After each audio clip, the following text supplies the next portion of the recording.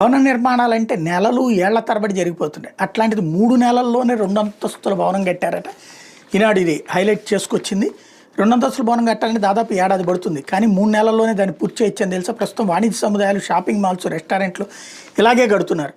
మనకు కావాల్సిన మందంలో గడ్డర్లను ప్లాంట్ నుంచి నిర్మాణ ప్రాంతానికి తెచ్చి అమర్చే విధానాన్ని ఫ్యాబ్రికేషన్ ఎరెక్షన్ వర్క్ అని పిలుస్తారు. ఇలాంటి నిర్మాణాలు తొలుత కేరళలో ప్రారంభమైంది. ఇప్పుడు తెలుగు రాష్ట్రాలు పలు చోట్ల కడుతున్నారు. పల్నాడు జిల్లా చిలకలూరుపేటలో 3 భవనాలని కాకినాడకు చెందినటువంటి ఒక కంపెనీ నిర్మిస్తోంది. ఏంటంటే ఈ కొత్త శైలి మన ఇంటి నిర్మాణంలో కాలం బాక్సులు పోసి అందులో కాంక్రీట్ పోస్తారు. వారం రోజుల తర్వాత సెంటరింగ్ ఏర్పాటు చేసి స్లాబ్ వేస్తారు. అది 21 రోజులు ఆరిన తర్వాత సెంటరింగ్ తీసి గోడలు కడతారు. కొత్త నిర్మాణాలు ఇవేవి ఉండవు. పిల్లర్లు, భీముల్ని గడ్డర్లతోనే నిర్మిస్తారు. 12 mm మందం ఉన్న గడ్డర్లను వాడతారు. ఈ విధానంలో ఒకేసారి 2 స్లాబ్లు వేయచ్చు.